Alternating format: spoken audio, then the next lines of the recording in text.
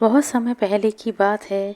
किसी गांव में रामलाल नाम का एक बूढ़ा व्यक्ति रहता था। रामलाल की पत्नी का बहुत समय पहले ही देहांत हो गया था।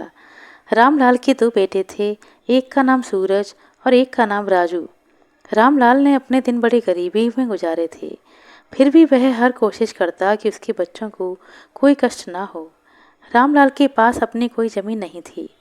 वह दूसरे के खेतों में ही काम करके अपना गुजर बसर कर रहा था और अपने बच्चों का पेट भरता था। रामलाला बहुत बूढ़ा हो चुका था, इसलिए उसने एक दिन अपने दोनों बेटों को बुलाया और कहा, देखो सूरज और राजू, पता नहीं मेरा अंत समय कब आ जाए। बुढ़ापे का शरीर है, प्राण कब निकल जाए पता नहीं चलेगा। इसीलिए मैंने तुम दोनों को अपने पास बुलाया है। सूरज, तुम बड़े बेटे हो तो तुम अपने छोटे भाई राजू का मेरे जाने के बाद ख्याल रखना। कभी भी आपस में झगड़ा मत करना, मिलजुल कर रहना। मेरे बच्चों, मेरे पास जीवन में ज़्यादा कुछ तो नहीं, पर हाँ, मैंने मेहनत मजदूरी करके 3 चीज़ें जमा की हैं। एक मेरे पास भैंस है, एक आम का पेड़ है और एक रजाई है। दोनों भाई मिलजुल कर इनका इस्तेमाल करना। कभी भी मन में कोई मन मुटाव ना रखना। दोनों भाइयों ने सहमति में सर हिलाया और अपने पिता से कहा, पिताजी आप निश्चिंत रहें, हम दोनों भाई बड़े प्यार से मिलजुल कर रहेंगे। रामलाल ने अपने दोनों बेटों को अपनी छाती से लगा लिया और सो गया। अगले दिन सूरज और राजू उठे तो देखा पिताजी तो उठे ही नहीं। झंझोड़ कर उठाने की कोशिश की तो देखा उनके प्राण पखेरु निकल चुके थे। सारी अंतिम क्रियाएं करने के बाद सूरज और राजू अपने अपने काम में लग गए। अपने खेत तो थे नहीं, पिता की ही तरह दूसरों के खेतों में मेहनत मजदूरी करते थे और शाम ढले घर आते थे। सूरज जो बड़ा था, धीरे धीरे सूरज का स्वभाव बदलने लगा। राजू छोटा था, सारे दिन राजू से ही काम करवाता। राजू भी बहुत परेशान हो गया था, बड़े भाई से कुछ कह तो सकता नहीं था, बस मन में महसूस कर रह जाता था। एक दिन राजू से जब बर्दाश्त ना हुआ तो राजू ने सूरज से कहा, भैया अब हमारा गुजारा एक साथ नहीं हो पाएगा, अब आप मेरा बंटवारा कर दो, मैं आपसे अलग होना चाहता हूँ। आप तो कुछ काम करते नहीं, सारा दिन मैं ही काम करता हूँ। सूरज ने कहा, ठीक है राजू, मैं भी यही चाहता हूँ कि अब हम दोनों अलग अलग हो जाएं। और राजू, मैं तुमसे बड़ा हूँ, जो भी फैसला करूँगा और जो भी बंटवारा करूँगा वो तुम्हें मानना पड़ेगा। राजू ने हाँ में सिर हिला दिया। अब सूरज ने बंटवारा किया, भैंस का आगे का हिस्सा तुम्हारा, पीछे का हिस्सा मेरा, आम के पेड़ का ऊपर का हिस्सा मेरा और नीचे का हिस्सा तुम्हारा। और रही बात रजाई की, सो दिन में तुम रजाई ओढ़ोगे और रात को मैं रजाई ओढ़ूंगा। राजू बेचारा भोला भाला था, जैसा सूरज ने बंटवारा किया राजू ने वैसा ही मान लिया। अब राजू भैंस को चारा खिलाता, पानी पिलाता और सूरज शाम को आकर उसका दूध धोकर और बाल्टी भरकर ले जाता। एक बूंद भी राजू को नहीं देता। आम के पेड़ पर भी यही हाल। राजू सुबह शाम पेड़ को पानी देता और सूरज आम के पेड़ से आम तोड़कर बाजार में बेच कर आता। रजाई दिन में राजू उड़े तो उसे गर्मी लगती थी और रात को सूरज जब ठंड बढ़ जाती तो आराम से रजाई उड़कर सो जाता और राजू ठंड में मरता रहता। बहुत दिन हो गए, राजू को यह सब देखकर अच्छा नहीं लग रहा था। वह क्या करे, उसने जबान जो दी थी और बड़े भाई का जो भी बंटवारा था वह उसे मानेगा, ऐसा उसने कहा था। एक दिन राजू गांव की पगडंडियों से होता हुआ कहीं जा रहा था, तब उसे किसी लड़की की चीख सुनाई दी। राजू उसी दिशा में चल दिया जहां से उसे चीखने की आवाज़ आ रही थी। राजू ने देखा कि एक लड़की बेतहाशा दौड़ती हुई चली आ रही है और उसके पीछे 2 गुंडे जैसे दिखने वाले आदमी भी दौड़ रहे थे। लड़की दौड़ती हुई राजू के पास से गुजरी। राजू को देखकर लड़की को जैसे मदद की आस लगी। उसने राजू के सामने हाथ जोड़कर कहा, मुझे बचा लो, मेरे पीछे 2 बदमाश पड़े हैं। मेरे पिता ने मुझे कुछ रुपयों में बेच दिया है, अब मुझे यह दूसरे देश में बेचने के लिए जा रहे हैं। राजू ने जब यह सुना तो उसने उन दोनों आदमियों पर गुस्सा किया। राजू ने जब उन दोनों को देखा तो वह पहलवान की तरह लग रहे थे, इसलिए राजू ने उनसे ना लड़ने का फैसला किया। इधर उधर देखने लगा, तभी उसे एक पेड़ का खटर दिखाई दिया। उसने उस लड़की को पेड़ के खटर में छुपा दिया और खुद उस पेड़ के नीचे बैठ गया। थोड़ी देर के बाद वे लोग ढूंढते राजू के पास पहुंचे और पूछा, क्या तुमने एक लड़की को इधर से भागते हुए देखा है? राजू ने कहा, नहीं हुजूर, मैंने तो नहीं देखा, मैं तो बहुत देर से यहाँ बैठा हूँ।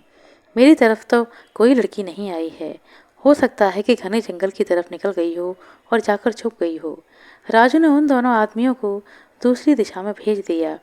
फिर खटर से लड़की को निकाल कर अपने साथ गांव ले आया। अब लड़की गांव में आ गई तो गांव में चर्चाएं होने लगीं। चर्चाओं से बचने के लिए राजू ने उस लड़की की सहमति लेकर उससे विवाह कर लिया। अब दोनों का ही कोई नहीं था, दोनों को एक दूसरे का सहारा मिल गया। और उस लड़की का नाम था सुनैना, जो कि बहुत समझदार थी। घर में गरीबी के कारण उसके पिता ने उसे बेचने का कदम उठाया था। अब सुनैना का कोई ठिकाना तो था नहीं, सो राजू से विवाह करके राजू के साथ ही आनंद पूर्वक रहने लगी। राजू सुबह शाम खेतों में मेहनत मजदूरी करता और शाम ढले घर आता तो भैंस के लिए चारा पानी करता। उसके बाद पेड़ों में पानी लगाता और बिना रजाई की जमीन पर ठंड भरे दिनों में सो जाता। सुनैना उसे देखकर बहुत परेशान होती थी। उसने एक दिन राजू से पूछा, अजी सुनते हो, यह सब क्या है? भैंस को चारा आप खिलाते हैं और दूध सूरज भैया ले जाते हैं, पेड़ों को पानी आप देते हैं और आम वो बेच कर आते हैं। सारे दिन भर आप काम में लगे रहते हैं और रात को थके हारे जब रजाई ओढ़कर सोने की बारी आती है तो तुम्हारे बड़े भाई सूरज आकर रजाई ले जाते हैं। यह सब क्या हो रहा है, मेरी कुछ समझ में नहीं आ रहा। यह सुनकर राजू ने उसे सारी बात बताई। सारी बात को जानकर सुनैना को बहुत गुस्सा आया। उसने राजू से कहा, आप इन सबका विरोध क्यों नहीं करते? यह सही बंटवारा नहीं है। तब राजू ने कहा, मैं क्या करूं? वह मेरा बड़ा भाई है और पिताजी ने जाते समय कहा था कि दोनों भाई मिलजुल कर रहना। बस इसीलिए मैं कुछ नहीं कहता। जैसा भैया ने बंटवारा किया है वैसा मैंने स्वीकार कर लिया है, क्योंकि पिताजी ने जाते समय कहा था कि बेटा दोनों भाई बड़े प्यार से रहना, कभी झगड़ा मत करना। सुनैना ने यह सुना तो थोड़ी देर के लिए चुप हो गई।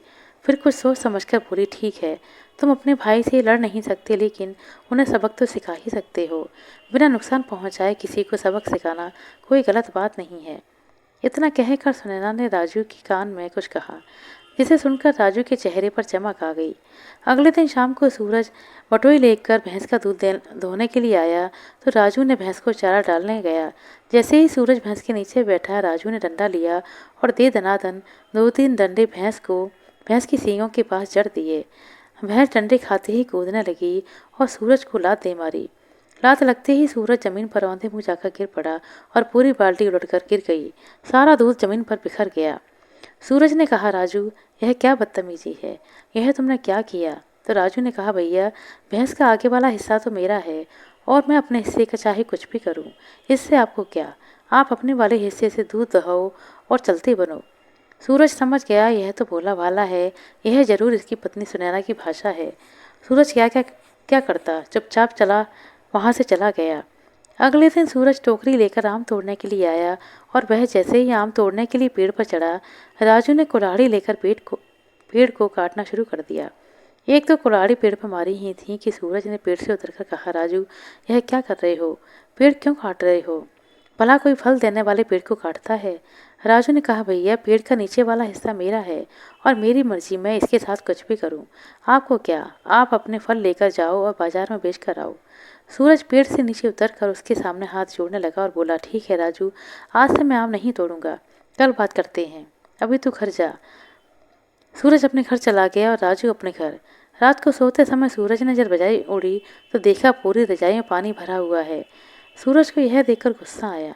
वह गुस्से में बौखलाने लगा और रात में ही राजू की झोपड़ी में पहुंचा तो देखा राजू और सुनैना झोपड़ी के सामने अलाव जलाकर ठंड में कांपते हुए अपनी रात गुजार रहे हैं।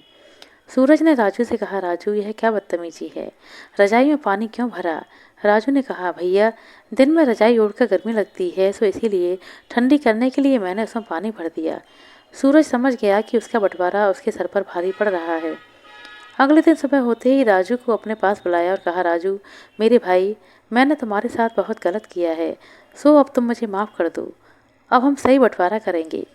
सूरज ने सुनैना से कहा, सुनैना अब तुम ही हमारा बंटवारा करो। सुनैना ने कहा, भैया जो आम का पेड़ है उसके एक दिन के फल आप तोड़ेंगे और एक दिन के फल राजू तोड़ेगा। अब बारी आई भैंस की तो सुनैना ने कहा कि भैंस का बंटवारा भी ऐसे ही किया जाएगा, एक दिन चारा आप खिलाओगी और एक दिन हम खिलाएंगे। इसी तरह एक दिन का दूध आप लेंगे और दूसरे दिन का दूध हम लेंगे। और रही बात रजाई की, तो एक दिन रजाई तुम ओढ़ लोगे और अगले दिन रजाई हम ओढ़ेंगे। तुमने सीधे सीधे राजू के साथ इतना अन्याय किया है और हम इतने रातों तक अलाव जलाकर अपनी रात काट रहे थे।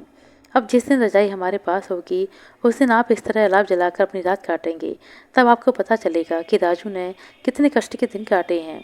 सूरज को अपनी गलती का एहसास हो गया और उसने सुनैना और राजू से माफ़ी मांगी। अब सही बंटवारा हो चुका था और दोनों भाई प्रेम पूर्वक फिर से मिलकर रहने लगे। आशा करते हैं दोस्तों आपको हमारे साथ सुनाई गई यह कहानी अच्छी लगी होगी। कहानी अच्छी लगी हो तो कृपया लाइक कर दें, शेयर कर दें। चैनल पर नए हैं तो सब्सक्राइब कर लें। अपना कीमती समय देने के लिए बहुत बहुत धन्यवाद।